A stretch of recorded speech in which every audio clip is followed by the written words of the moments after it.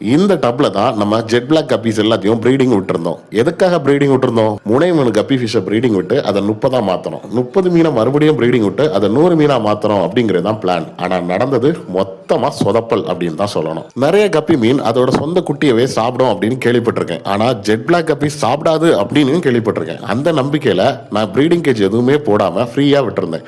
ஆனால் போட்ட குட்டி எல்லாத்தையும் பதம் பார்த்துடுச்சு. கடைசியாக நமக்கு மிஞ்சினது வெறும் 3 குட்டி மட்டும்தான். கண்டிப்பாக 20க்கு மேல குட்டி போட்டிருக்கோம்னு நினைக்கிறேன். இதுக்கு மேலேயும் இந்த கப்பிகளை அப்படியே விட்டு வச்சா சரி வராது அப்படின்னு சொல்லிக்கிட்டு ப்ரீடிங் கேஜ் ஆன்லைன்ல ஆர்டர் போட்டேன். பார்சல் நமக்கு வீட்டுக்கு டானு டெலிவர் ஆச்சு. ஓபன் பண்ணி பார்த்தா ப்ரீடிங் கேஜும் பக்காவா இருந்துச்சு. ப்ரீடிங் கேஜ் அந்த டப்புக்குள்ள இறக்கி பேரன் கப்பீஸ் எல்லாத்தையும் பக்காவா பிடிச்சி அப்படியே ப்ரீடிங் கேஜுக்குள்ள விட்டாச்சு. சுதந்திரமா விட்டா தானே இந்த ஆட்டம் ஆடுறீங்க. இதுக்கப்புறம் உங்களுக்கு ப்ரீடிங் கேஜுக்குள்ள தான் மொத்த வாழ்க்கையும். இதுக்கப்புறம் அது குட்டி போட்டா நிறைய மீன் கிடைக்குதா அப்படிங்கிறத பொறுத்து இருந்து பார்க்கணும். சரி, இப்போ நமக்கு 3 குட்டிகள் இருக்கு. இந்த 3 குட்டிகளுக்காக தனியா ஒரு டேங்க் செட்டப் பண்ணுமா அப்படின்னு ஒரே யோசனை. அந்த நேரம் தான் நமக்கு ஒரு தாட் வந்துச்சு.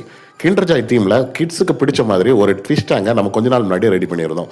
அந்த டேங்க்ல இப்போதைக்கு விட்டுறலாம். ஒரு 15 நாள் இல்லைனா 20 நாள் கழிச்சு இந்த ஃபிஷ் கொஞ்சமா வளர்ந்துரும். அதுக்கப்புறம் பேரன் கப்பி நினைச்சாலுமே இந்த மீனை சாப்பிட முடியாது. அந்த அளவுக்கு சைஸ் ஆகிறது வரைக்கும் இந்த கண்ணாடி தொட்டிலே வளரட்டும். அதுக்கப்புறம் பேரன் கூடவே சேர்த்து கொண்டு விட்டுறலாம் அப்படிங்கிறது தான் இப்போதைக்கு பிளான். உங்களுக்கு இது போல நடந்திருக்குதா? நீங்க ப்ரீடிங் விட்டு கப்பீஸ் அதோட சொந்த குட்டிகளை சாப்பிட்டுருக்குதா இல்லையா அப்படிங்கிறத மறக்காம கமெண்ட்ல தெரிவிச்சுட்டு போங்க. தேங்க்யூ.